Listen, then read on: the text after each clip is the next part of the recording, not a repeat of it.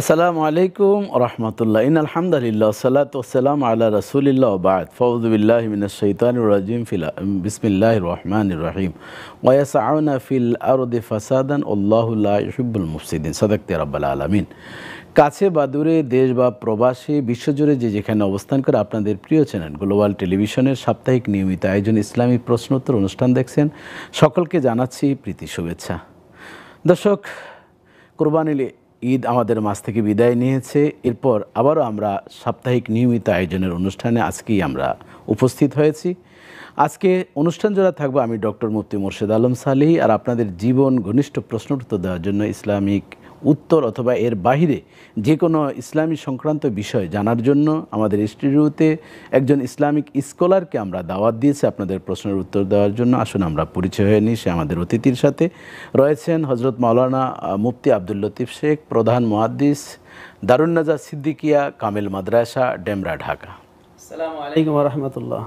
ওয়ালাইকুম সালাম রহমতুল্লাহি ওয়া বারাকাতুহু। মোহতারাম, কেমন আছেন? আলহামদুলিল্লাহ, আপনি কেমন আছেন? আলহামদুলিল্লাহ, আল্লাহ পাক অনেক ভালো রেখেছেন। দোয়া কবুলের সময়, পবিত্র শুক্রবার আসরের নামাজের যে গুরুত্বপূর্ণ সময়, আমরা এর কাছাকাছি একটি সময় উপস্থিত হয়েছি। আমাদের স্টুডিওতে এসেছেন, আপনাকে ধন্যবাদ জানাচ্ছি।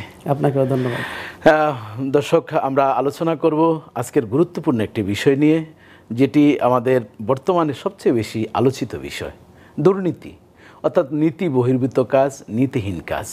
আল্লাহ তাআলা মোটা দাগে পবিত্র কুরআনুল কারীমে ইরশাদ করেছেন যে ওয়াসআউনা ফিল আরদি ফাসাদান, তারা চেষ্টা করছে, তারা চায় পৃথিবীর ভিতরে ফাসাদ, দুর্নীতি কাজ করতে, দুর্নীতির সাথে জড়িত থাকতে, নীতিহীন কাজ করতে। আল্লাহু লা ইউহিব্বুল মুফসিদিন, আল্লাহ তাআলা এই দুর্নীতির কাজ, নীতিহীন কাজ, ফাসাদ, ঝগড়া বিবাদ, এই ধরনের প্রতারণাকে আল্লাহ তাআলা পছন্দ করেন না।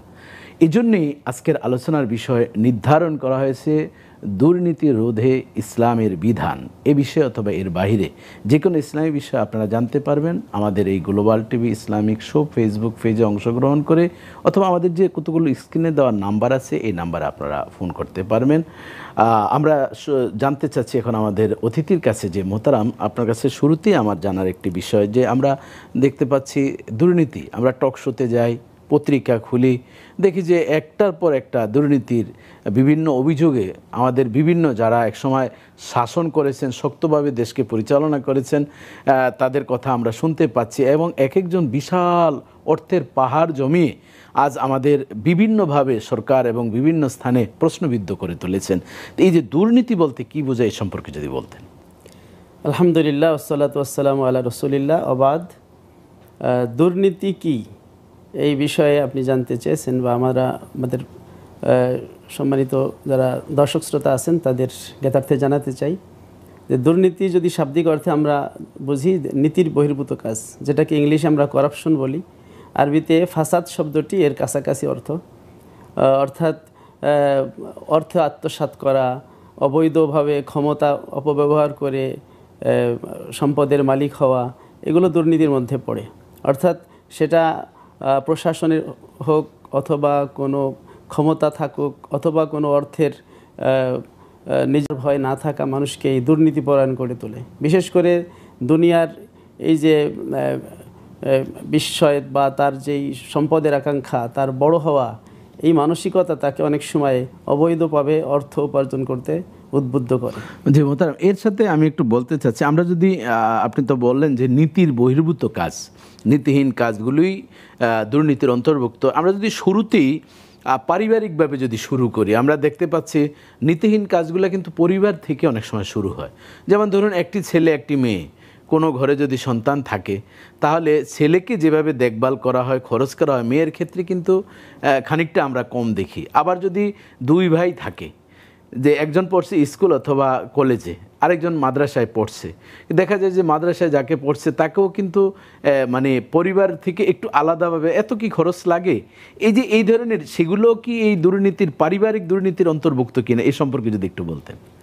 আসলে শাব্দিক অর্থে নীতি বহির্ভূত যে কোনো কাজকেই দুর্নীতি বলা গেলেও পারিভাষিক দুর্নীতি একটু ভিন্ন অর্থে ব্যবহৃত হয়, যেখানে হচ্ছে যে আমার যে ক্ষমতা আছে, এই ক্ষমতাকে ব্যবহার করে জনগণের ক্ষমতা বা রাষ্ট্রীয় ক্ষমতা অপব্যবহার করে ব্যক্তি স্বার্থকে গ্রহণ করা, এটাই হলো পারিভাষিকভাবে দুর্নীতি। আচ্ছা, হ্যাঁ, আমি যদি আমার কোনো সন্তানকে ঠকাই, যেমন আমার একটা ছেলে একটা মেয়ে আছে, আমি ছেলেকে একটু বেশি দিলাম বা মেয়েকে কম দিলাম। অনেক সময় বাবারা দেখা যায় যেই ছেলে একটু বেশি খেদমত করে পিতামাতা, সেই ছেলেকে সম্পদ একটু বেশি দিয়ে যায়।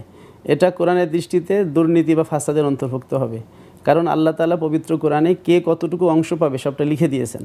সুতরাং কোরআনের যে নীতি আছে লিজ্জাকারে মিসলু হাজ্জিল উনসাইন, সেই নীতির বিরুদ্ধে গেলে অবশ্যই এটা দুর্নীতির মধ্যে পড়বে। আচ্ছা, আরেকটি বিষয় হচ্ছে যে দুর্নীতির আপনি স্টাডিং করেছেন কেবলমাত্র, দুর্নীতির কতগুলো মূল উৎস আমরা খুঁজে পাই।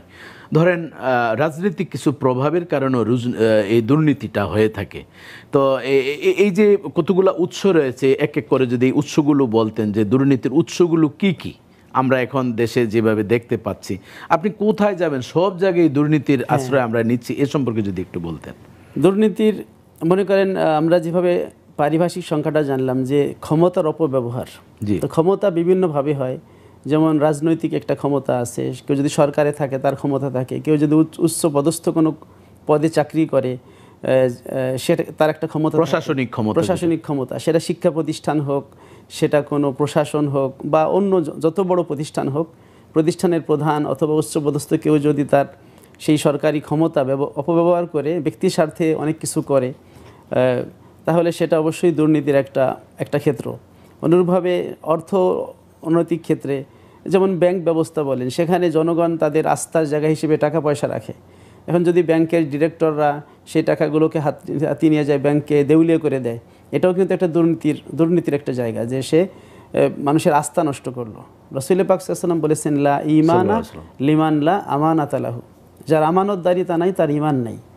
তার কাছে অর্থ রাখা হয়েছে আমানত হিসেবে, সেই আমানতটা সে কী করলো, সে মেরে দিল। তো এটাও একটা দুর্নীতির পর্যায়ে, যে অর্থের দুর্নীতি। সুতরাং ক্ষমতা ব্যবহার করে কারো কাছ থেকে টাকা নেওয়া অথবা সরকারি সম্পদ নিজের নামে করে নেওয়া, ওরকম কোনো ব্যাংকের টাকা হোক বা এভাবে বিভিন্ন ক্ষেত্রে। আবার আরেকটি বিষয় আমরা দেখতে পাচ্ছি, যদি ধরেন রাজনৈতিক একটা প্রভাবের ক্ষেত্রে, তারপর আবার দেখা যায় প্রশাসনিক ক্ষেত্রে বললেন, এরপরে দেখা যায় আবার বাণিজ্যিক ক্ষেত্রেও দুর্নীতি হয়। যেমন বাণিজ্যিক বিভিন্ন খাদ্য আমদানি রপ্তানির ইত্যাদির ক্ষেত্রে অনেকগুলো আমরা দুর্নীতি দেখতে পাই। পচা জিনিস আনা বা আমি কমিশন পাওয়ার জন্য ওই ধরনের একটা সম্পদ এনে দেওয়া, এই ধরনের অনেকগুলো। আবার দেখবেন চিকিৎসা ক্ষেত্রে অনেকগুলো দুর্নীতির বিষয় আছে। নিম্নমানের ওষুধের মাধ্যমে মানুষদেরকে ঠগানো হচ্ছে, খাদ্যের ভিতরে ফরমালিন দেওয়া হচ্ছে, বা আমরা চিকিৎসা ব্যবস্থায় দেখতে পাই যে অনেকগুলো পরীক্ষা নিরীক্ষা দেওয়া হয়, সেখান থেকে একটা কমিশন পাচ্ছি। এই যে কতগুলো, এগুলোকে আপনি কিভাবে বিবেচনা করবেন দুর্নীতির ক্ষেত্রে? এটাকে অবশ্যই দুর্নীতির মধ্যে ফেলা যাবে। বিশেষ করে ডাক্তার মধ্যে কিছু অসাধু ডাক্তার থাকে যারা হচ্ছে কমিশন বাণিজ্য করে, তারা নিম্নমানের ডায়াগনস্টিক সেন্টারে পাঠায় এবং সেখান থেকে কমিশন খায়। এটা অবশ্যই, যদি এতে রোগী সাফার হয়, রোগী যদি ভুক্তভোগী হয়, তাহলে অবশ্যই এটা দুর্নীতির অন্তর্ভুক্ত হবে এবং এ কারণে কিন্তু সমাজের বিরাট ক্ষতি হয়ে যায়। এজন্য মানুষকে এই দুর্নীতির যেই মূল থেকে তাদের মূল থেকে দুর্নীতি তুলে দেওয়ার জন্যই কিন্তু ইসলাম এসেছে। ইসলাম প্রথমে মানুষকে, বিশেষ করে যারা সমাজে দুর্নীতি করতো, আল্লাহ তাআলা বলেছেন, ওয়ালা তুফসিদু ফিল আরদি, তোমরা জমিনের মধ্যে বিশৃঙ্খলা সৃষ্টি করো না, দুর্নীতি করো না। এই যে ঘুষ বাণিজ্য একটা, এরপর হচ্ছে বিচার ক্ষেত্র কিন্তু দুর্নীতি হয়, যে বিচারককে ঘুষ দিয়ে বিচার কার্য প্রভাবিত করা, ক্ষমতার মাধ্যমে বিচার প্রভাবিত করা। অথচ কিন্তু আপনি যদি হাদিস দেখেন যে রাসূল পাক সাল্লাল্লাহু আলাইহি ওয়াসাল্লামের জামানায় একজন মহিলা সে চুরি করে ধরা খেলো। মহিলা ছিল কুরাইশ বংশের, মাখজুমি গোত্র। আচ্ছা, তো হযরত উসামাকে তারা বলল যে আপনি একটু সুপারিশ করেন। উসামা বলে, ইয়া রাসূলুল্লাহ, সে তো মাখজুমি মহিলা, তাকে কি একটু ছাড় দেওয়া যায়? অথচ কোরআন বলছে, ওয়াস-সারিকু ফাকতাউ আইদিয়াহুমা, হাত কেটে দাও। তো রাসূল পাক সাল্লাম উসামাকে ধমক দিলেন এবং বললেন, তুমি আতাশফাউ ফি হাদ্দিম মিন হুদুদিল্লাহ, আল্লাহর হদের ক্ষেত্রে তুমি সুপারিশ করছো?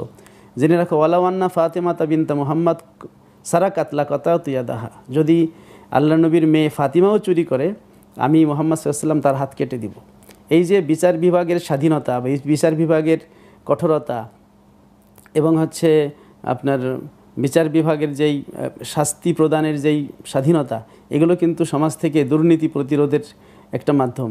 এবং যখন এই সমাজে এই বিচার বিভাগের এই কার্যক্ষমতা কমে যায়, সমাজে দুষ্টের দমন হয় না, শিষ্টের লালন হয় না, তখন কিন্তু দুর্নীতি মাথাচাড়া দিয়েছে। একজন অপরাধ করলো, তাকে যদি দৃষ্টান্তমূলক শাস্তি দেওয়া যায় এবং আমাদের দেশীয় আইনে যে শাস্তি আছে ওটাও যদি সঠিকভাবে দেওয়া যায়, তাহলেও কিন্তু অন্যরা দুর্নীতি করতে সাহস পায় না।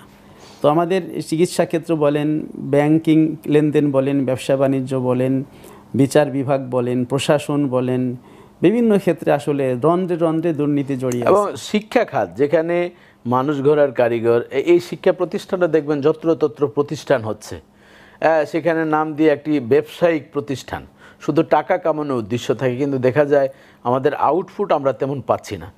সন্তানদেরকে দেওয়া হচ্ছে, কিন্তু তারা সেভাবে যে একটা আলোকিত মানুষ হবে সেটা আমরা লক্ষ্য করতে পারছি না।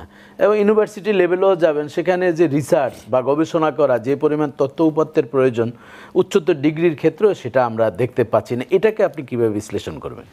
অবশ্যই একজন গার্জিয়ান যখন তার সন্তানকে একটা প্রতিষ্ঠানে দেয়, তো তার কিছু আকাঙ্ক্ষা থাকে এবং প্রতিষ্ঠানেরও কিছু দায়িত্ব থাকে।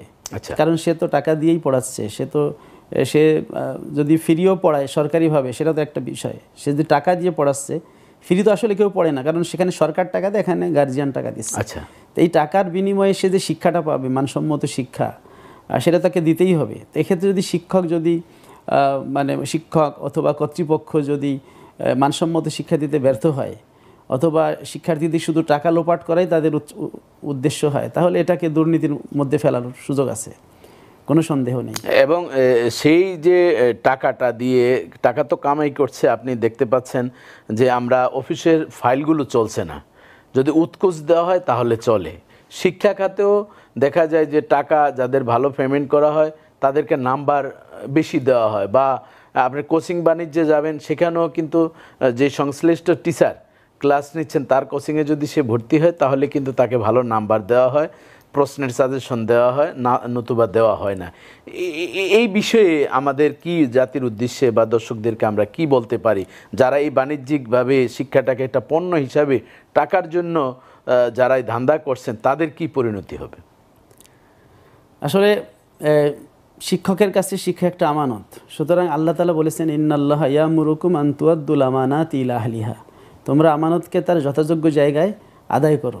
সুতরাং শিক্ষার্থীকে শিক্ষার আমানতটা একজন শিক্ষক কর্তৃক পৌঁছে দেওয়া, এটা তার আমানত। যদি সেই আমানতের খিয়ানত করে, সে যদি সঠিক শিক্ষা না দেয়, অশিক্ষা ফেলে রাখে শিক্ষার্থীকে, অথবা কুশিক্ষা ভুল শিক্ষা দেয়, এটা আমানতের খিয়ানত হবে। আচ্ছা, আমানতের খিয়ানত। আমরা একটি ফোন নিচ্ছি, তারপর আবার আমরা আমাদের আলোচনায় ফিরে আসবো। আসসালামু আলাইকুম দর্শক, স্বাগতম আপনাকে গ্লোবাল টেলিভিশনে। পরিচয় দিয়ে প্রশ্ন করুন। জি, টিভির ভলিউম কমিয়ে প্রশ্ন করুন। জি জি, ধন্যবাদ, প্রশ্ন করুন। জি, শুনতে পাচ্ছি, টিভির ভলিউম কমিয়ে প্রশ্ন করুন। জি, ওয়ালাইকুম সালাম রহমতুল্লাহ, শুনতে পাচ্ছি ভাইয়া, প্রশ্ন করুন। আমি ওই সূরা আযহাবের প্রথম আয়াতটা অর্থ একটু জানতে চাই। সূরা আসরের সূরা আযহাব, আযহাব না আহজাব, প্রথম আয়াতের অর্থ, সেটার অর্থ আপনি জানতে চাচ্ছেন, এই তো? আপনার কাছে কি সরল অনুবাদ আপনার কোনো নেই? অ্যাপসও আপনি ব্যবহার? হ্যাঁ হ্যাঁ, আমরা তো যেহেতু লাইভ অনুষ্ঠান, আপনাকে পুরা আমরা তো লাইভ অনুষ্ঠানে আছি, বিস্তারিত বলা না সম্ভব হলে আমরা চেষ্টা করছি, আমাদের সাথেই থাকুন। মোহতারাম, বুঝতে পেরেছেন? সূরা আহজাবের প্রথম আয়াতের উনি অনুবাদটা শুনতে চাচ্ছেন, যে অনুবাদ। আপনি এখানে ইসলাম ফাউন্ডেশনের যেই বইটা আছে, আপনি সুন্দর অনুবাদের জন্য আমি পরামর্শ দেবো যে বাংলাদেশে আসলে অনেক অনুবাদ, কোরআনের অনুবাদ বের হয়েছে। অনুবাদ কোনোটা সহজ, কোনোটা একটু ভুলও থাকে। আমি কোরআন অনুবাদ নিয়ে রিসার্চ করেছি এমফিলে, দেখেছি অনেক অনুবাদ গ্রন্থ আসলে ভুল আছে। সেক্ষেত্রে সবচেয়ে আপনাকে যে পরামর্শ দেব, ইসলাম ফাউন্ডেশনের কুরআনুল করিম যে আছে, খুব সুন্দর, এটা আমার কাছে আছে, সরকারিভাবে এবং সম্পাদনা বোর্ড কর্তৃক নির্বাচিত। আপনি এই বইটা যদি অনুসরণ করেন তাহলে আপনি সহজে পেয়ে যাবেন ইনশাআল্লাহ। ধন্যবাদ। জি, আচ্ছা, এবার আমরা একটু কথা বলতে চাচ্ছি যে এই দুর্নীতির কারণ কি, কেন এই দুর্নীতি পরায়ণ দিন দিন বেড়েই চলছে? আপনি দেখেন, আমরা সেই যদি ব্রিটিশ ইংলিশরা শাসন করেছেন, ইংরেজিরা প্রায় 200 বছর শাসন করে আমাদেরকে শুল্ক মুক্ত বাণিজ্যিক ব্যবস্থা শিক্ষা দিয়েছেন। এরপর যখনই তাদের মতের বেমিল হয়েছে, তারা আমাদেরকে ধিক্কার দিয়েছেন, অনেক সময় তারা মানে হত্যারও কারণ হয়েছে। এই যে দুর্নীতি কিছু শিক্ষা দিল, এরপর পাকিস্তানও আমাদের উপরে বিভিন্নভাবে চেপে বসেছে। এরপর ভাবলাম যে 9 মাস যুদ্ধ করে স্বাধীন হলো, কিন্তু দেশটি এখনও দুর্নীতি মুক্তি হলো না। আমাদের বঙ্গবন্ধু মরহুম শেখ মুজিবুর রহমান সাহেব আফসোস করে বলছিলেন যে অনেক দেশ অনেক বড় বড় খনি পেয়েছে, আমিও কিছু পেয়েছি, তবে চোরের খনিটা মনে হয় বেশি। তো উনি আক্ষেপ করে আবার একসময় বলছেন, তার আমরা জীবনীতে বিভিন্ন সময় দেখতে পাই আলোচনা বা ইত্যাদিতে, যে দোতলা থেকে 20 টাকা নামতে নামতে আমার দেশের নিচে 10 টাকা হয়ে যায়, আফসোস করে বলছিলেন। তাহলে দেখা যায় যে আমাদের দেশে কিভাবে এই দুর্নীতিটা ছড়িয়ে ছিটিয়ে পড়েছে, এর কারণটা কি? আমরা প্রথমেই বলেছি যে আসলে দুর্নীতি হচ্ছে মানুষ যে সমস্ত কারণে করে, তার একটা হচ্ছে সম্পদের প্রতি তার লোভ। যখনই সম্পদের প্রতি তার লোভ থাকে, তখনই হচ্ছে সে যেভাবে বৈধ অবৈধ এই পন্থাটা সে খেয়াল করে না, ফলে সে অর্থ কামাই করতে চায়, তখনই সে দুর্নীতির আশ্রয় নেয়। আবার তার মধ্যে মানে লোভ লালসার কারণে সবচেয়ে বেশি দুর্নীতি হয়ে থাকে। আমরা আরো শুনবো অনেকগুলো কারণ। একটু ফোন নিতে আছে। আসসালামু আলাইকুম দর্শক, স্বাগতম আপনাকে, প্রশ্ন করুন। আচ্ছা, নামের কারণে কি ভবিষ্যতে কোনো পরিবর্তন হয়? আবার প্রশ্নটা, সরি, আবার একটু আমরা বুঝতে কষ্ট হচ্ছে, আরেকবার একটু প্রশ্ন করুন। মানে নামের কারণে কি মানে ভবিষ্যতে কিছু হয়?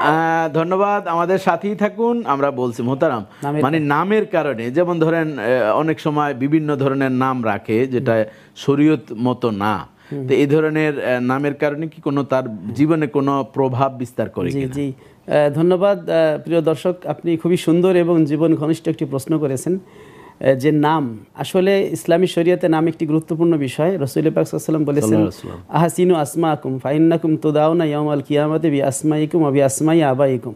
তোমরা সুন্দর নাম রাখো, কেননা কিয়ামতের দিন তোমাদেরকে তোমাদের নাম এবং তোমাদের পিতার নাম ধরে ডাকা হবে।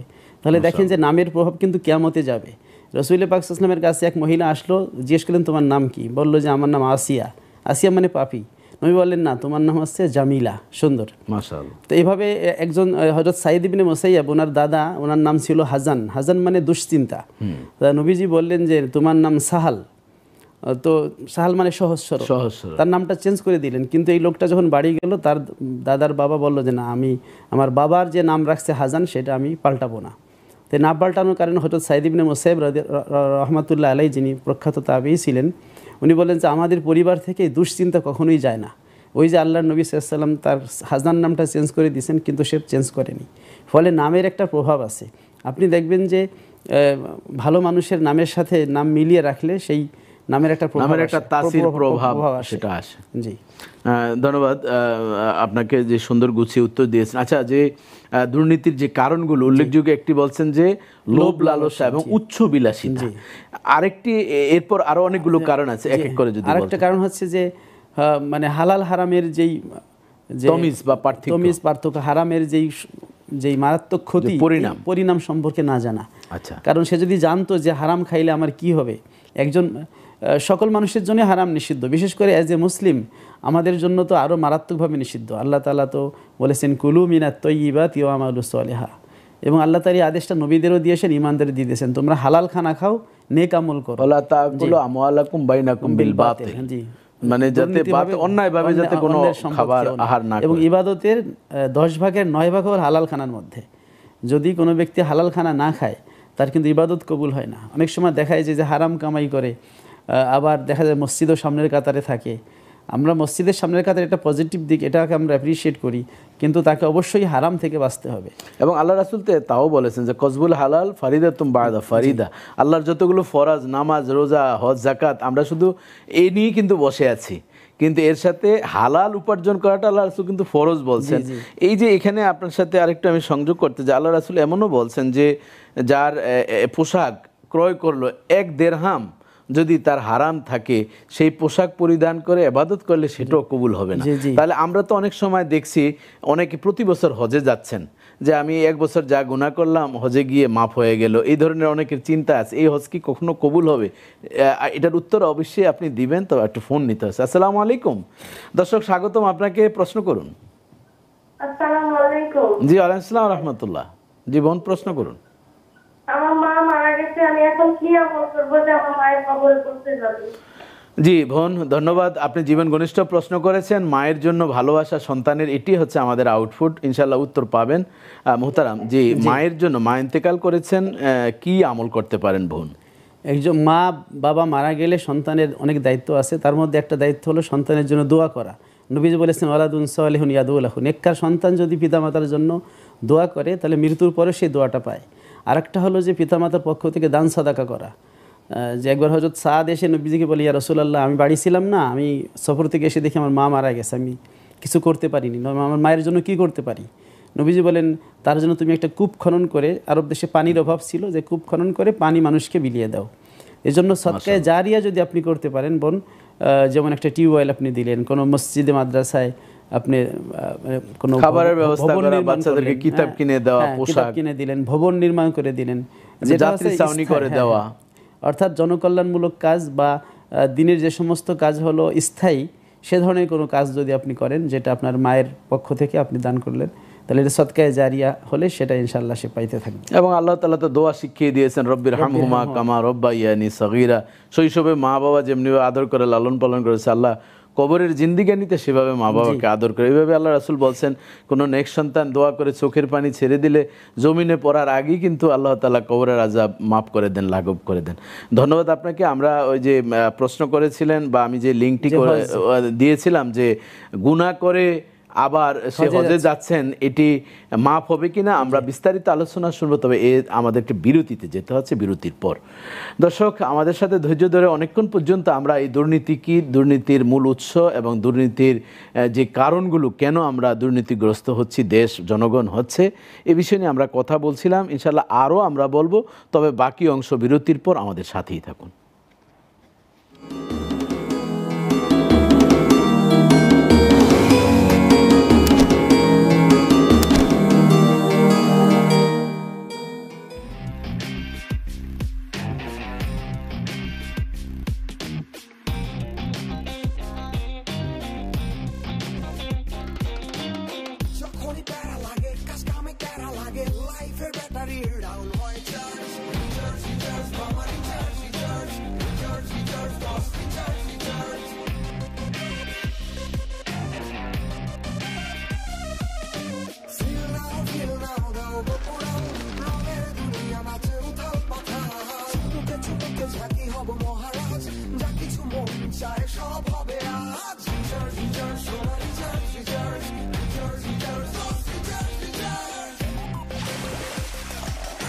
Tiger, recharge yourself. Feel now, Ronaldo.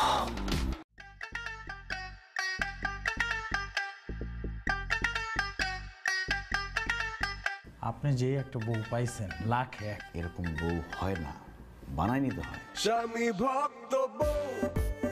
যদি এমন হতো যে আমি খেলে ওর পেট ভরে যাবে, তাইলে ওর আর কষ্ট করে খেতে হতো না, তাহলে খুব ভালো হতো। আমার বউ তো দেখো না, সবসময় আমাকে তোয়াজ করে কথা বলে, ভাল লাগে না, বোরিং। সারপ্রাইজ! একটু ফ্রেন্ডদের সাথে গিয়ে একটু ড্রিঙ্কস করলা, একটু নাচানাচি করলা, সারাদিন অফিস করো তো, একটু এনজয়মেন্ট হবে, ভাল লাগবে। কালকে 20 লাখ টাকা ডিপিএস করে ফেলল।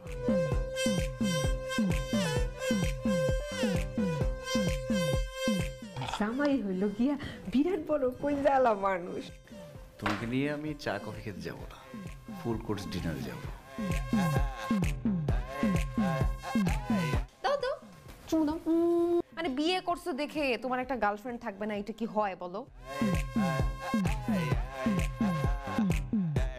তুমি যদি বিয়ে না করো তাইলে কিন্তু আমি একদম সুইসাইড করব।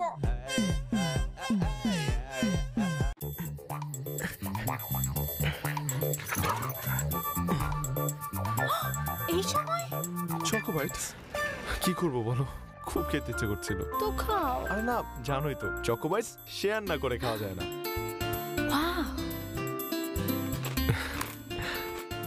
ক্রাঞ্চি বিস্কিটে চকো চিপস ভরা চকো বাইটস, শেয়ার না করে খাওয়া অসম্ভব। আরে প্লিজ যাও, এটা রয়ে গেল তো। কালকে ওকে, কাল দেখা হচ্ছে কিন্তু। খালি মামা মামা করছ কা? মাফ করে দেন, আমি ভয় পেয়ে গেছিলাম মামা।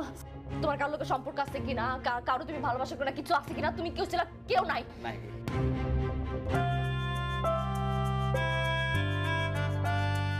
তুমি আমার জান। ফেসবুকে পরিচয় হয়েছে, তাতে বুঝা গেলি যে পোলাটা খুব ভালো। তোর অনেক ভালোবাসি। তুই অন্যকে কথা কইছ আমার। সারাদিন মোবাইলের মধ্যে ঢুইকা থাকো, কি কর আমি জানি না।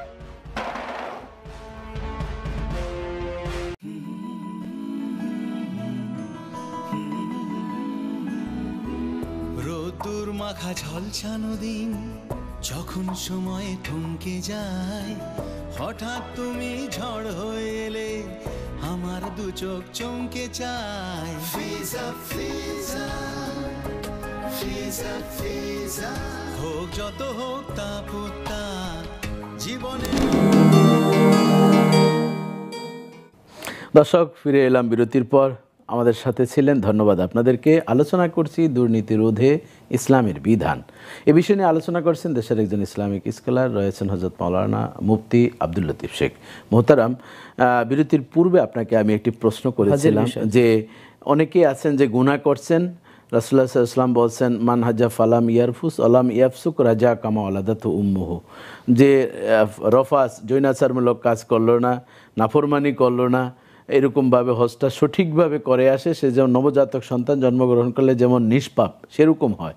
এই ধরনের চিন্তার কারণে অনেকে প্রতি বছর গুনাহ করেন, আবার হজ করতে যায়। এদের কি? আসসালামু আলাইকুম দর্শক, স্বাগতম আপনাকে। প্রশ্ন করুন। জি দর্শক আছেন আমাদের সাথে। জি ওয়ালাইকুম আসসালাম ওয়া রাহমাতুল্লাহ, প্রশ্ন করুন। জি ইকরাম ভাই, ধন্যবাদ আপনাকে, প্রশ্ন করুন। জি আল্লাহ তাআলা অনেক ভালো রেখেছেন, আপনি নিশ্চয়ই ভালো আছেন, প্রশ্ন করুন। জি প্রশ্ন হচ্ছে, যারা দুর্নীতি করে ওদের কি আল্লাহ তাআলা নামাজ কালাম কবুল করবে? আচ্ছা, জি আমাদের সাথেই থাকুন, আমরা উত্তর দিচ্ছি। বুঝতে পেরেছেন, মানে দুর্নীতিও করে, আবার নামাজ ইবাদত দান সাদকাও করে, দুর্নীতির টাকা দিয়েই দেখা যায় বিশাল বিশাল ডোনেশন করেন, তাদের ইবাদত কবুল হবে কিনা? জি ধন্যবাদ। সুন্দর জীবন ঘনিষ্ঠ প্রশ্ন করেছেন যে দুর্নীতি করে অর্থ কামাই করলে সেই ব্যক্তি ইবাদত করলে কবুল হবে কিনা। আসলে ইবাদত কবুল হওয়ার জন্য অনেক শর্ত আছে, তার মধ্যে একটা হচ্ছে হালাল উপার্জন। কোনো ব্যক্তি যদি রিজিক হালাল না হয়, তার নামাজ রোজা ইবাদত আল্লাহর দরবারে কবুল হয় না। একটা হচ্ছে দায়িত্ব পালন, আরেকটা হচ্ছে কবুল হওয়া। তো ফরজ যদি সেই কেউ করে, তার দায়িত্বটা পালন হবে, কিন্তু আল্লাহর দরবারে এটা আসলে গ্রহণযোগ্য হবে না। রাসূল পাক সাল্লাল্লাহু আলাইহি ওয়াসাল্লাম বলেছেন, লা তুকবালু সালাতুন বিগাইরি তুহুরিন ওয়ালা সাদাকাতুম মিন গুলুলিন। তিরমিজি শরীফের প্রথম হাদিস, যে ওযু ছাড়া নামাজ কবুল হবে না, এবং দুর্নীতি করে যদি কেউ অর্থ কামাই করে সেটা থেকে দান করলে সে দান কবুল হবে না।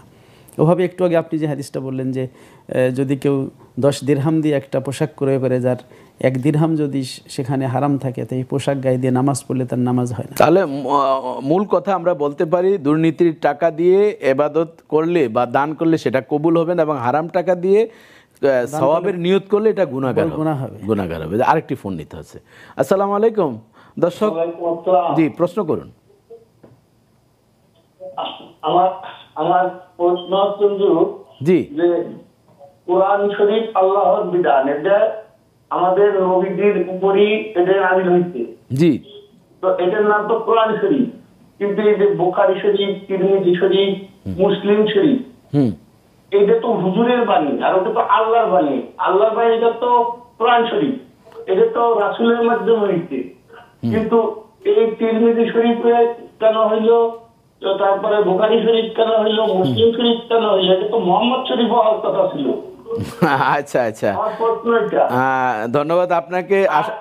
হ্যাঁ জি জি, আর একটা প্রশ্ন আমার হুজুর, যে যে নামাজ, ফরজ নামাজ, ওয়াজিব নামাজ, নফল নামাজ, এই নামাজ সবই কি আমরা তো ইবাদত করি আল্লাহর জন্য, তো নিয়ত কেন একটা সুন্নাতের জন্য করতে, একটা নফলের জন্য, একটা ওয়াজিবের জন্য ভিন্ন ভিন্ন নিয়ত কেন?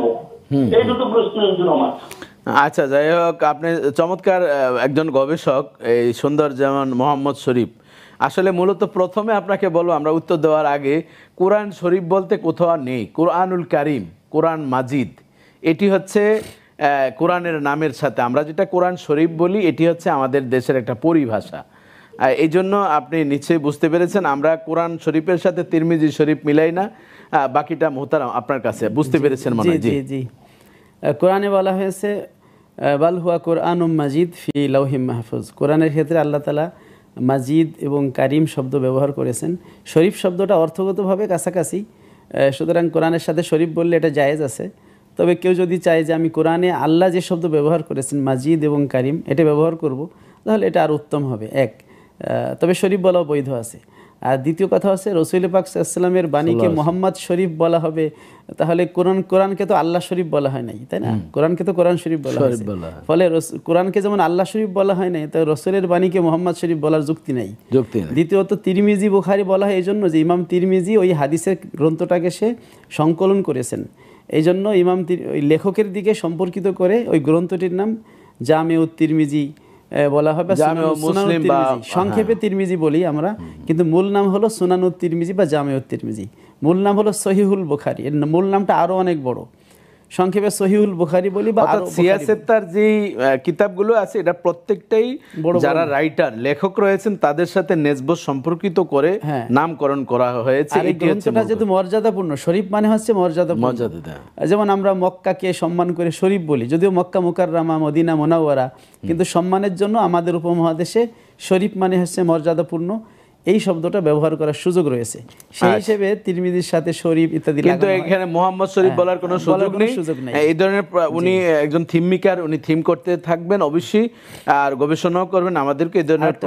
আরেকটি আমরা নামাজের নিয়ত ভিন্নতা, তবে আরেকজন ভাই লাইনে আছেন, আমরা ওনার প্রশ্নটা নিয়ে তারপরে ওই নামাজের নিয়তের বিষয় নিয়ে আলোচনা করবো। আসসালামু আলাইকুম দর্শক, আমাদের সাথে আছেন, প্রশ্ন করুন। আসসালামু আলাইকুম। জি ওয়ালাইকুম আসসালাম ওয়া রাহমাতুল্লাহ। জি ভাইয়া প্রশ্ন করুন। আমি একজন সিনিয়র সিটিজেন, আমার বয়স 73। মাশাআল্লাহ। জি, আমি আরবিতে কোরআন শরীফ পড়তে পারি না বলে আমি অর্থটা পড়ি, আর কোরআন শরীফের যে অর্থ, তর্জমা না কিন্তু অর্থ, আমার একজন হুজুরে বলছিল যে অর্থ পড়েন তাতেও সওয়াব হবে। এমনকি আমি সওয়াব কামাচ্ছি না গুনাহ হচ্ছে, এটা একটু যদি বলেন। জি সত্যি ভাইজান, আমরা খুবই খুশি যে আপনার নেক করার একটা বিশেষ অনুভূতি আপনার জেগেছে, এই জন্য থ্যাঙ্কস এ লট। জি মোহতারাম, আমরা নামাজের নিয়তের প্রশ্নটার উত্তর দিয়ে তারপর আমার ভাইয়ের প্রশ্নটার উত্তর দিয়ে, উনি বলছেন নামাজ এক একটা এক এক রকম ভিন্ন ভিন্ন নিয়তের প্রয়োজন। আসলে প্রথমে আমাদের জানতে হবে নিয়তটা আমরা কেন করি। দুইটা কারণে আল্লামা ইবনু নুজাইম রহমতুল্লাহ আলাইহি বলছেন, দুই কারণে নিয়ত করতে হয়। একটি হলো যে স্বাভাবিক বিষয়ের সাথে যখন ধর্মীয় বিষয় মিল হয়ে যায়, এটা থেকে পার্থক্য করার জন্য। যেমন একজন না খেয়ে থাকলো রাগ হয়ে, আরেকজন না খেয়ে থাকলো আল্লাহর খুশির জন্য। তো আল্লাহর খুশির জন্য না খেয়ে থাকলে সেটা হলো রোজা, আর রাগারাগি করে সাংসারিক করে না খেয়ে থাকলে কিন্তু রোজা হবে না। এখানে নিয়তের কারণেই কিন্তু পার্থক্য আছে যে আমি আল্লাহর খুশির জন্য থাকলাম, না খাইলাম কিনা।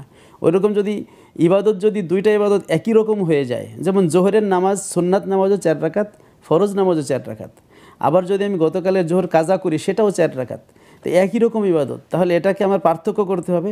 এজন্যই কিন্তু এখানে নফল বলতে হয়, ওখানে ফরজ বলতে হয়। তো এই যে ইবাদতের মানে একই ধরনের ইবাদতকে পার্থক্য করার জন্য নিয়তের পার্থক্য আছে। সবই আল্লাহর জন্য, সেটা তো আমরা বলি লিল্লাহি, কিন্তু নিয়তের পার্থক্য আছে হচ্ছে ইবাদতের ভিন্নতার জন্য। কারণ ফরজ, নফল, সুন্নাত কোনোটা তো এক পর্যায়ের না, ভিন্ন ভিন্ন পর্যায়ের। তো আমি আসলে কোনটা আদায় করছি এটা পার্থক্য করার জন্য নিয়ত ভিন্ন। আচ্ছা, ধন্যবাদ। আর ভাই যে বললেন উনি কোরআন পড়তে পারেন না, উনি কোনো এক আলেম বলছেন যে শুধু অনুবাদ পড়লেও সওয়াব পাবেন। তো আমরা তো আসলে কেমিস্ট্রি, হায়ার ম্যাথ, পৃথিবীতে অনেক অসাধ্যকে আমরা সাধন করি পারি, কিন্তু কোরআনটাকে আল্লাহ তাআলা বলছেন ওয়ালাকাদ ইয়াসসারনাল কোরআন, কোরআনকে সবচেয়ে সহজ করে আমি অবতীর্ণ করেছি। তাহলে আমরা এই কোরআনটাকে অবশ্যই প্রথমত আমাদের ম্যান্ডেটরি থাকতে হবে, কোরআন আমাকে শিক্ষা অর্জন করতে হবে। এরপরে যদি না পারেন তাহলে কি অনুবাদ পড়লে ওনার কিছুটা মানে তার নেকের খাতায় কোনো যোগ হবে কি না এই সম্পর্কে যদি বলতেন। একটু খেয়াল করতে হবে যে আল্লামা আবুল বারাকাত নাসাফি রহমাতুল্লাহ বলছেন যে আল কোরআন ইসমুন লিন নাজমি ওয়াল মানা জামিয়ান, কোরআন হলো নজম এবং মানা, অর্থাৎ শব্দ এবং অর্থ উভয়ের নাম। এই জন্য আরবি যে টেক্সট, এটাই কিন্তু জিবরাইল ইসলামের মাধ্যমে নাজিল হয়েছে। এই আরবি টেক্সট বাদ দিলে সেটা কিন্তু কোরআন থাকে না। সুতরাং যদি শুধু বাংলায় অর্থ লেখা থাকে ওটাকে কিন্তু বাংলা কোরআন বলা যায় না, ওটা মিনিং, অর্থ। তো ওটা পড়লে হচ্ছে গবেষণা করা বা এলেম চর্চা করার যে সব সেটা পাওয়া যাবে, কিন্তু কোরআন তেলাওয়াত করলে যে প্রতি অক্ষরে 10টা করে নেকি, হ্যাঁ, লা আকুল আলিফ লাম মিম হরফুন, বাল আলিফুন হরফুন, ও মিমুন হরফুন, ও লামুন হরফুন, এই যে প্রত্যেকটা অক্ষরে 10টা করে নেকি যে বিখ্যাত হাদিসটি রয়েছে সেখানে বলা আছে, সেজন্য কিন্তু আরবি টেক্সটটাই পড়তে হবে। আচ্ছা, কারণ আল্লাহ বলছেন নাজালা বিহির রুহুল আমিন আলা কলবিকা লিতাকুনা মিনাল মুনজিরিন বিলিসানিন আরাবিয়্যিম মুবিন ইন্না আনজালনাহু কুরআনান আরাবিয়্যা সুতরাং কোরআনকে আরবি ভাষায় পড়তে হবে। হ্যাঁ, আপনি যেটা করতে পারেন যে আপনি নামাজের জন্য যে সূরাগুলো আপনার মুখস্থ আছে সেই সূরাগুলো আপনি প্রতিদিন সকালে সন্ধ্যায় কয়েকবার করে পড়তে, 5টা সূরা জানেন, এটা 2বার করে পড়েন, 10টা হলো, তো আপনার তো কিন্তু অক্ষরে অক্ষরে সওয়াব হচ্ছে। আর আপনি চেষ্টা করেন, কারণ চেষ্টা করাটা কিন্তু অসাধ্য না, পারা না পারা তো সেটা পরবর্তী বিষয়। আপনি যদি চেষ্টা করেন যে আমি শেখার জন্য চেষ্টা করব, তাহলে হয়তো আল্লাহ আপনাকে তৌফিক দিবেন। এবং বাংলাতে অনেকে উচ্চারণ কোরআন পড়ে, এতে তো দেখা যায় সঠিকভাবে না, ও সঠিক যে উচ্চারণটা উচ্চারণটা হয় না। এজন্য একজন আলেমের সোহবাতে থেকে আপনি চেষ্টা করতে হবে। যে আরেকটা ফোন নিতে হচ্ছে আমাদের। আসসালামু আলাইকুম দর্শক, স্বাগতম আপনাকে, পরিচয় দিয়ে প্রশ্ন করুন। আসসালামু আলাইকুম। জি ওয়ালাইকুম আসসালাম ওয়া রাহমাতুল্লাহ। পার্বতীপুর থেকে বলছিলাম। জি ভাইজান, প্রশ্ন করুন। ভাইজান, আমি অনেক দিন থেকে অসুস্থ হয়ে পড়েছি, নামাজ মানে ওযু করতে পারি না, গোসল করতে পারি না, আমার কি এই অবস্থায় নামাজ হবে? আচ্ছা আচ্ছা, জি, মানে আপনার উজু গোসল করলে আপনার শারীরিক ক্ষতি হচ্ছে, এই তো? বা না, মানে আমার হাত অপারেশন করা আছে। ও আচ্ছা আচ্ছা, বুঝতে পেরেছি। প্লাস্টার দেওয়া আছে। আপনি তায়াম্মুমও করতে পারেন না? তায়াম্মুম তো অসুবিধা। তায়াম্মুম মাটি দিয়ে যেটা করা হয় সেটা কি আপনি পারেন? অবশ্যই তো এটা সেটা পারার কথা। পানি না লাগালে দ্বিতীয় অপশন রয়েছে। মোহতারাম, এই বিষয় সম্পর্কে যদি বলতেন। এখানে আচ্ছা ঠিক আছে, আমরা বিস্তারিত বলছি, আপনার উত্তর অবশ্যই আপনি পাবেন। আরেকটি ফোন নিতে হচ্ছে। আসসালামু আলাইকুম দর্শক, আমরা আছি আপনার সাথে, নিচে আপনিও আছেন। জি, প্রশ্ন করুন। জি দর্শক, শুনতে পাচ্ছেন? আসসালামু আলাইকুম। ওয়ালাইকুম আসসালাম ওয়া রাহমাতুল্লাহ। জি আপু, প্রশ্ন করুন। হুজুর, আমি অনেক আগে একজনের কাছ থেকে কিছু মানে টাকা গড়েরই ফ্যামিলিরই মানে না জানায় নিয়েছিলাম। এখন ওইটা দিতে গেলে তো কেমন জানি নিজে ছোট হয়ে যায়। এখন এটা কিভাবে দিতে পারি? আচ্ছা ঠিক আছে। দিতে গেলে তো আমি মানে আগে যে নিয়েছি ওইটা মানে নিজের কাছে একটু কেমন লাগছে, কিভাবে দিবেন? জি বোন, আমাদের সাথেই থাকেন, আমরা যথাসাধ্য আপনার জন্য চেষ্টা করছি উত্তর দেওয়ার জন্য। জি মোহতারাম, বোনের প্রশ্নের উত্তরটা আগে দিয়ে ফেলেন। জি ধন্যবাদ। আপনি একজনের কাছ থেকে হয়তো না বলে টাকা নিয়েছেন, আসলে যার অনুমতি ছাড়া কারো টাকাই নেওয়া উচিত না। এখন যদি আপনি ফেরত দিতে চান আর যদি লজ্জা পাওয়ার আশঙ্কা থাকে, তাহলে আপনি তাকে এটাকে হাদিয়া হিসেবে বা গিফট হিসেবে দিতে পারেন, যে অন্য কিছু দেওয়া যায় উপলক্ষে না, টাকাটাই দিলেই ভালো, এটাই হলো মিসলে মাকুল। ফলে আপনি ঈদ উপলক্ষে তাকে আপনি টাকাটা দিলেন যে এটা তোমাকে আমি গিফট দিলাম, তুমি এটা দিকটা কিছু কেন, তাহলে সে মনে করলো গিফট দিয়েছে, কিন্তু আপনি মনে মনে নিয়ত করবেন যে আমি ঋণটা পরিশোধ। আচ্ছা, তার হাতে দিতে পারলাম না, তার সন্তান আছে, তাকে যদি দেই তাহলে কি সে ঋণ পরিশোধ হবে? না, এই আসলে এটা যে মালিক তার কাছে পৌঁছাতে হবে। সে যদি না থাকে বা মারা যায় তখন তার ওয়ারিসদের কাছে পৌঁছাতে হবে। আচ্ছা আচ্ছা, জি আচ্ছা। পবিত্র তার ভাই অসুস্থ বা পায়ে তার হাতে সমস্যা, ব্যান্ডেজ অবস্থায়, উনি পানি দিয়ে উজু করতে পারছেন না, এই মুহূর্তে তার কি করার? আসলে ব্যান্ডেজ যদি সারা গায়ে থাকে সেটা তো ভিন্ন কথা, কিন্তু নিয়ম হচ্ছে যে যে সমস্ত ফাঁকা আছে, যেমন হাত ফাঁকা আছে, মুখ ফাঁকা আছে, তাহলে যে ফাঁকা আছে সেখানে ধুইতে হবে। যদি হাতে ব্যান্ডেজ থাকে হাতের উপর মাসেও, ব্যান্ডেজের উপর মাসেও করে দিবে।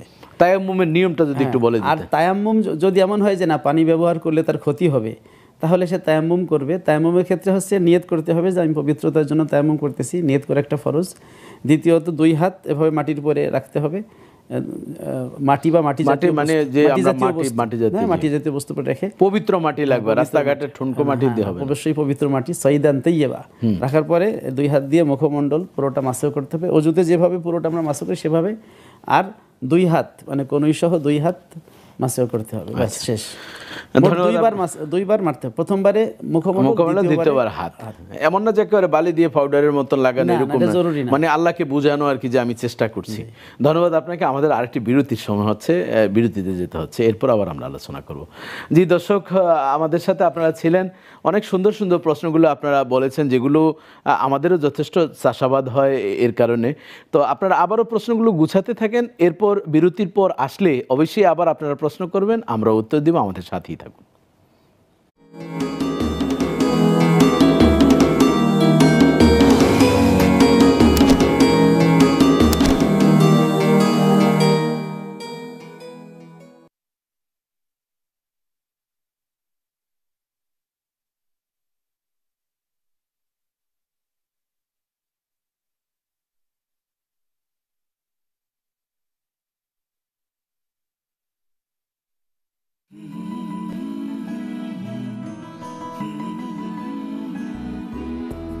রোদ্দুর মাখা ঝলসানো দিন যখন সময় থমকে যায়, হঠাৎ তুমি ঝড় হয়ে এলে আমার দু চোখ চমকে চায়। ফিজা ফিজা ফিজা ফিজা, হোক যত হোক তাপ, জীবনের রঙে স্বপ্নের ছাপ, তুমি ভরসা মেঘে বর্ষা, তৃষ্ণা এলে ফিজা ফিজা ফিজা ফিজা ফিজা।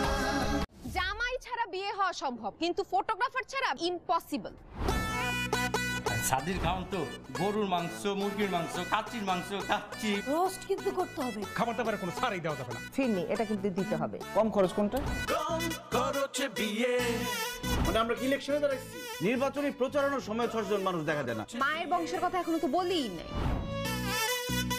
ক্যামেরা নামান, কে আপনি? স্পেশাল ওয়েডিং ফটোগ্রাফার তুলকালাম। আশ্চর্য, আমরা শপিং করব সেটা ছবি তুলবে না? তুলকাল লাগায় দিমু পুরো মার্কেটে। এটা কিন্তু একটা ইতিহাস হয়ে থাকবে। এরকম পাতিহাস মার্কেট ইতিহাসের আমার দরকার নাই।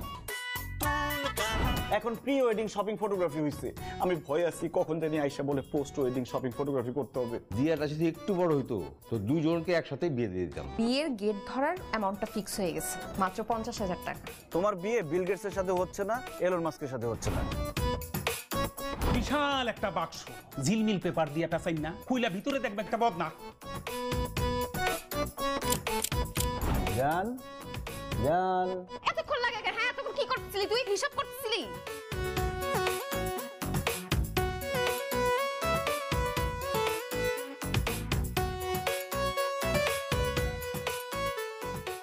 অলিতে গলিতে মানুষ ফিট করে দিতে হবে, মানুষ লাগাই দিতে হবে, সব জায়গায় লিফলেট থাকবে, বড় কইরা রিফাতের ছবি থাকবে, বুঝছো? ম্যাডাম সেইটা ঠিক আছে, তাইলে এখন লিফলেটের মধ্যে কি লিখুন? লেখো হারানো বিজ্ঞপ্তি।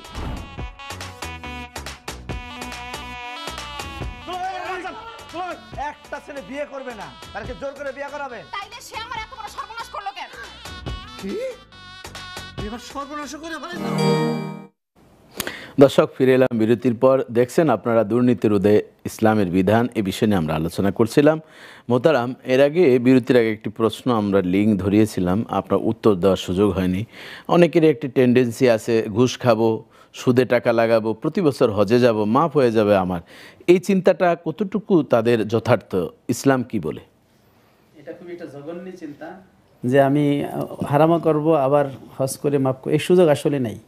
কারণ জেনে শুনে পাপ করা, এটা না জেনে পাপ করার চেয়ে বেশি মারাত্মক। তাছাড়া হজ কবুল হলেই না হচ্ছে গোনা মাপের প্রশ্ন।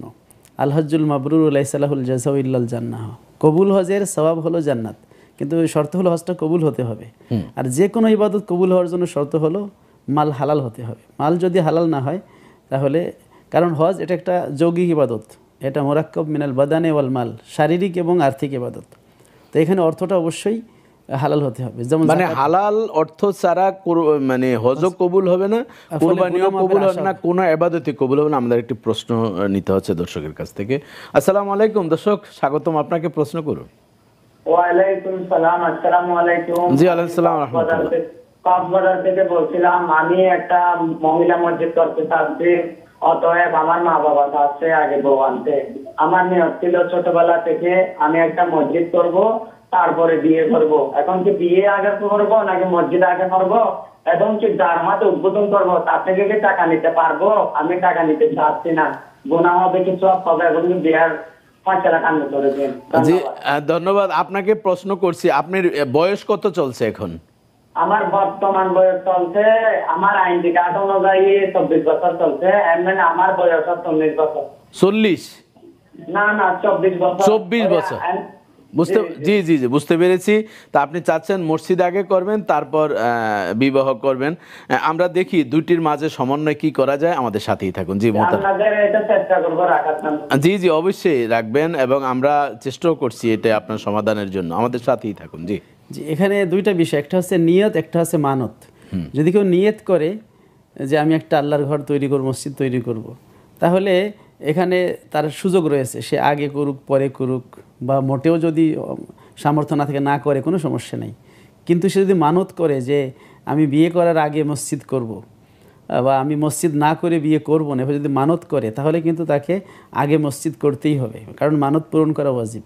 আর যদি দেখা যায় তার সামর্থ্য নাই, সে খামাখা একটা মসজিদ করতে অনেক টাকা লাগবে, জমি লাগবে, কিন্তু তার এই সামর্থ্য নাই, এখন সে মানতটা তার ভঙ্গ হয়ে যাচ্ছে, তাহলে সে মানত ভঙ্গ এবং কসম ভঙ্গের কাফফারা একরকম, তাহলে সে কাফফারা দিয়ে তারপরে হচ্ছে সে বিবাহ করতে পারবে। আর যদি দেখা যায় তার সামর্থ্য আছে তাহলে আর কাফফারার দিকে না গিয়ে সে মসজিদটা নির্মাণ করবে এবং তারপরে বিয়ে করলো, সমস্যা নেই। কিন্তু সে যদি মানত না করে তাহলে আগে পরে নিয়ত আর মানত কি এক জিনিস? হ্যাঁ, না, নিয়তটা হচ্ছে মনের বিষয়, কিন্তু মনে মনে ইচ্ছা করে সেটা হলো নিয়ত। আর মানত হলো যে আমি আল্লাহর জন্য হচ্ছে একটা মসজিদ নির্মাণ, মানে যেটা ওয়াজিব ক্যাটাগরি। মানতের জন্য মুখে উচ্চারণ করা জরুরি, কিন্তু নিয়তের জন্য মুখে উচ্চারণ করা জরুরি না, মুখে মনে মনে বললেই হবে। আচ্ছা, এবং উনি যাকে বিবাহ করবেন তার কাছ থেকে যদি টাকা নিয়ে মসজিদটা করেন, যেমন কারো হয়তো এমন আছে বিত্তবান কেউ আছে, কোনো ফ্যামিলি মসজিদ করতে চাচ্ছেন, আমি এরকম নিয়ত করেছি, এখন এই ছেলেটা যেভাবে বিবাহ করছে ঠিক আছে আমরা একটা মসজিদ করে দিই, আমাদের মেয়েটাকে বিবাহ করেন, তাহলে সেটা কি বৈধ হবে? না না, এটা ঠিক হবে না, কারণ সে তো মসজিদ নিজে করার জন্য নিয়ত করেছে। আচ্ছা, আর শ্বশুর বাড়ি থেকে টাকা নেওয়া তো ইসলাম আসলে সমর্থন করে না, এটা তো এক প্রকার যে এক ধরনের আপনি ভাবতেছেন যৌতুকের ক্যাটাগরিতে, কিন্তু এটা তো সে মসজিদ করার জন্য যদি তারা ওয়েলিংলি দিতে চাচ্ছে, সে যে ওনার টাকা দিয়ে করবেন এমনটি নাও হতে, সে উদ্যোক্তা। যেমন সব উদ্যোক্তারা ইনভেস্ট করে না, ব্রেনকে ইনভেস্ট করে, অনেক উদ্যোক্তা আছেন। এমন যদি হয় সে নিয়ত করেছেন একটা মসজিদ করবেন, কিন্তু অর্থটা যোগান দিবে নানান অঙ্গন থেকে। হ্যাঁ, সে যদি এমন হয় যে আমি একটা মসজিদ নির্মাণ করব, তার নিয়ত যদি এমন থাকে যে এর দ্বারা উদ্দেশ্য হলো যে আমি ম্যানেজ করব, তাহলে সে মানুষের কাছ থেকে টাকা নিয়ে, এবং যাকে বিবাহ করবে তার কাছ থেকে নিতে পারবে, তার কাছ থেকে, বা যে উদ্বোধন করবে, অনেক সময় দেখা যায় যে উদ্বোধন করবে তার নামটা হলো, সে কিছু টাকা ডোনেশন করলো। আচ্ছা, এটা দোষের কিছু নাই, তবে এক্ষেত্রে হালাল অর্থের প্রতি খেয়াল রাখতে হবে যে মসজিদ নির্মাণ করা এটা একটা ভালো কাজ। মান বানা লিল্লাহি মসজিদান বানাল্লাহু লাহু বাইতান ফিল জান্নাহ, মসজিদ নির্মাণ করলে আল্লাহ তার জন্য জান্নাতে একটা বালাখানা নির্মাণ করেন, কিন্তু এর শর্ত হলো হালাল, হারাম টাকা দিয়ে মসজিদ নির্মাণ। আচ্ছা, যেহেতু হারাম টাকা নিয়ে মসজিদ একটি কথা বলছেন, আর আমরা এখন দুর্নীতিটা বাংলাদেশে এমনভাবে ছেয়ে বসছে, আমরা এই কালো টাকাকে সাদা করার জন্য কেউ বা মসজিদ করেন, কেউ বা মাদ্রাসা করেন, কেউ বা হেফজখানা, কেউ বা এতিমখানা, কেউ বা একটা স্কুল, অথবা কেউ বা বৃদ্ধাশ্রম এভাবে করছেন, তাহলে কি তার এই অবৈধ টাকাটা কি বৈধ হওয়ার কোনো সুযোগ আছে? না, এখানে অনেকগুলো লিঙ্ক আপনাকে ধরিয়েছি, এক এক করে যদি বলতেন। ইসলামের দৃষ্টিতে আসলে কালো টাকা সাদা করা এরকম কোনো টার্ম ইসলামে নাই, এটা আমাদের দেশীয় একটা পরিভাষা যে কালো টাকা সাদা করা। সরকার কিছু ট্যাক্স নিয়ে সেটাকে সরকারের দৃষ্টিতে, সরকারের ফান্ডকে বড় করার জন্য সেটা ট্যাক্স নেয় এবং তারপর এটাকে তারা বৈধ ঘোষণা করে। এটা ইসলামে এই নিয়ম নাই। কেউ কারো কাছে যদি অনিচ্ছাকৃত হারাম টাকা চলে আসে, তাহলে সে সওয়াবের নিয়ত ছাড়া ভালো কোনো কাজে, যেমন বৃদ্ধাশ্রম বা স্কুল, এভাবে ব্রিজ বা টিউবওয়েল এগুলো দিতে পারবে সে, কিন্তু সওয়াবের কোনো নিয়ত করতে পারবে না, কারণ হারাম টাকা দান করলে কোনো সওয়াব হয় না। এখন ধরুন একজন দুর্নীতিবাজ, আমরা যেমন ছাগল কাণ্ডে অনেক কিছু আমাদের দেশে হয়ে গেল, তো এই একজন ব্যক্তি শুধু ছাগল ধরা পড়েছে, কিন্তু এরকম তো আরও বহু ছাগল, মহিষ, আরও অনেক কিছু এর সাথে জড়িত আছে। এখন এই ব্যক্তি একটা মসজিদ রাজকীয়ভাবে মসজিদ করছেন এলাকায়, সেই ধরনের কি সুযোগ আছে কিনা, বা যারা কমিটি আছে তারা গ্রহণ করবে কিনা, এটা আমরা বিস্তারিত শুনবো। একটি ফোন নিতে হচ্ছে। জি, আসসালামু আলাইকুম দর্শক, স্বাগতম, আপনাকে প্রশ্ন করুন। হুজুর, আমার একটা প্রশ্ন হলো, জি করুন। নামাজ পড়তে গিয়ে যখন আমরা রুকুতে যাই, আচ্ছা, আমরা বলি সামি আল্লাহ লিমান হামিদা, নাকি এটা কি সামি আল্লাহ লিমান হামিদা হবে নাকি লিমান? জি জি, এটা সামি আল্লাহু লিমান হামিদা, সে আল্লাহ শুনছেন, লিমান হামিদা যার প্রশংসা করছি, লিমান হামিদা হবে, হুলিমান না, সামি আল্লাহ হু লিমান হামিদা। আশা করি বুঝতে পেরেছেন।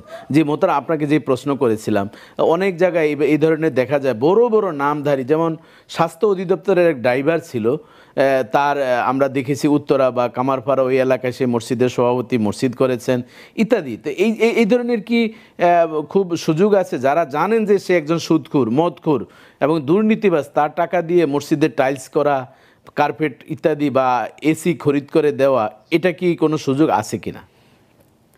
না, হারাম টাকা মসজিদে আসলে নেওয়া যাবে না, বরং মুসল্লিদের উচিত হলো এ ধরনের টাকাকে বয়কট করা।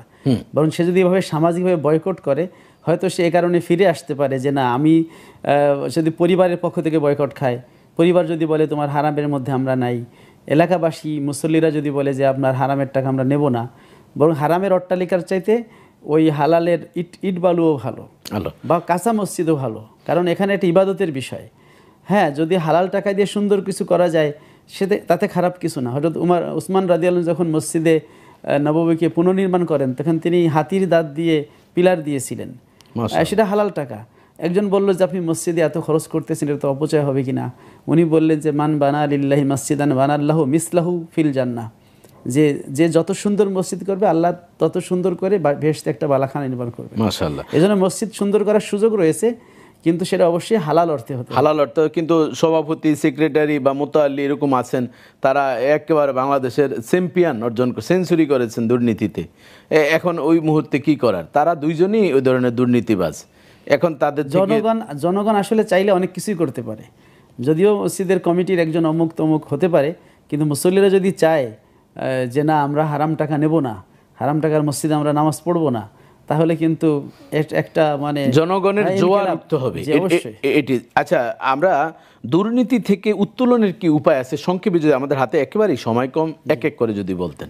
আসলে আমরা আগেই বলেছি যে দুর্নীতির কারণ হচ্ছে লোভ লালসা, উচ্চভিলাষ, পারিবারিক চাপ, এজন্য সব ধর্মীয় অনুভূতি না থাকা। প্রথম কথা হচ্ছে তার আল্লাহর প্রতি বিশ্বাস এবং আখেরাতে জবাবদিহিতার বিষয়টা খেয়াল রাখতে হবে, যে দুনিয়া আমার বেশি দিনের না, আমি যতই ইনকাম করি আমার রুজিতে যা আছে তার বেশি আমি খাইতে পারবো না। আমি হয়তো কোটি টাকার মালিক, কিন্তু আমাকে ডাক্তার বলে দিয়েছে তুমি সব নিষেধ, তুমি সাদা যাও খাবা। এ কারণে আমার যেহেতু রিজিক নির্ধারিত, আমি এত কামাই করে কি করব? এই ধর্মীয় বুঝ যদি তার আসে, সে যদি জানে যে আখেরাতে আমাকে জিজ্ঞেস করা হবে, আলিয়ামা নাখতিমু আলা আফওয়াহিম, মুখ বন্ধ করে দেওয়া হবে, হাত পা সাক্ষী দিবে, ফলে আখেরাতে তার এই হারামের জন্য আল্লাহর কাছে জবাব দিতে হবে, এই ভয় যদি তার মধ্যে মাতাউদ দুনিয়া কালিল। দ্বিতীয়ত হচ্ছে যদি সরকার যদি এই দুর্নীতিবাজদের বিরুদ্ধে যদি হচ্ছে কঠোর পদক্ষেপ নেয়, এদেরকে শাস্তির আওতায় আনে, দৃষ্টান্তমূলক শাস্তি দেয়, তাহলে দুর্নীতি রোধ করা যায়। আর জনগণের সচেতনতা, জনগণ যদি এদের বয়কট করে, তাহলে এর মাধ্যমে আসলে দুর্নীতিকে অনেক কমিয়ে আনা যায়। সরকারের সদিচ্ছা, বিচার বিভাগের স্বাধীনতা, আল্লাহর ভয় সৃষ্টি করা, ইসলামিক শিক্ষা তার মধ্যে নিয়ে আসার চেষ্টা করা, এজন্য মসজিদের খতিবরাও একটা ভালো ভূমিকা পালন করতে পারে। ধর্মীয় যারা লিডার রয়েছে, তারা যদি মসজিদে মানুষের সামনে আলোচনা করে, তাহলে অনেকটা কমে আসবে। ধন্যবাদ আপনাকে। আপনি দুর্নীতি রোধে ইসলামের বিভিন্ন দিক নিয়ে আলোচনা করেছেন। আমাদের আজকে শেষ করতে হচ্ছে, আবারও সুযোগ হলে আপনাকে ইনশাল্লাহ আমরা ইনভাইট করব। দর্শক, দীর্ঘ সময় পর্যন্ত দুর্নীতি রোধে ইসলামের বিধান নিয়ে আমরা আলোচনা করেছি। তখনই সফল হবে আমরা পরিবার থেকে যদি দুর্নীতি আমরা উঠিয়ে দিচ্ছি। আমার স্ত্রী আছেন, আমার সন্তান আছেন, আমি একেবারে গাড়ি ভরে মাছ নিয়ে আসলাম, গাড়ি ভরে আমি আম নিয়ে আসলাম, লুটে পুটে খাচ্ছি, কিন্তু আমার স্ত্রী একবারও জিজ্ঞাসা করছেন না কোথায় থেকে তুমি এনেছো। অনেক মুরব্বী রয়েছেন, জিজ্ঞাসা করে চাচা আপনার ছেলে সন্তান কয়জন? কয় 3 জন। কয় কে কী করে? কয় বড়টা ইমামতি করে, মেজোটা কয় মাস্টারি করে, তৃতীয়টাই শুধুমাত্র আল্লাহর মাল আমার ছেলে, সে কী করে? কয় না জানি না, কিন্তু মাসের শেষ হতে না হতে 20,000 টাকা ওর মার হাতে ধরিয়ে দেয়।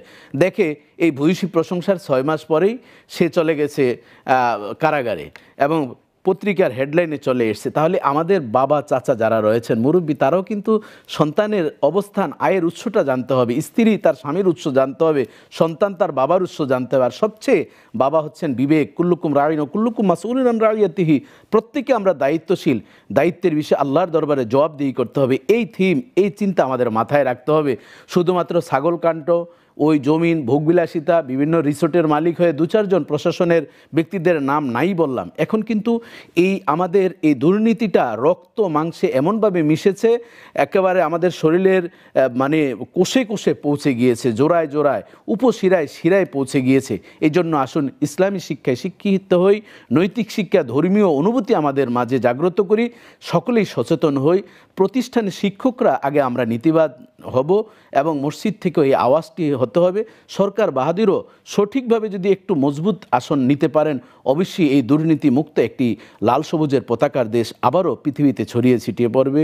এই সুনাম সুখ্যাতি, এই প্রত্যাশায় আজকের মতন বিদায় নিচ্ছি। আগামী সপ্তাহে নতুন অতিথি ভিন্ন বিষয় নিয়ে উপস্থিত হব। ভালো থাকুন, সুস্থ থাকুন। আসসালামু আলাইকুম ওয়া রাহমাতুল্লাহ।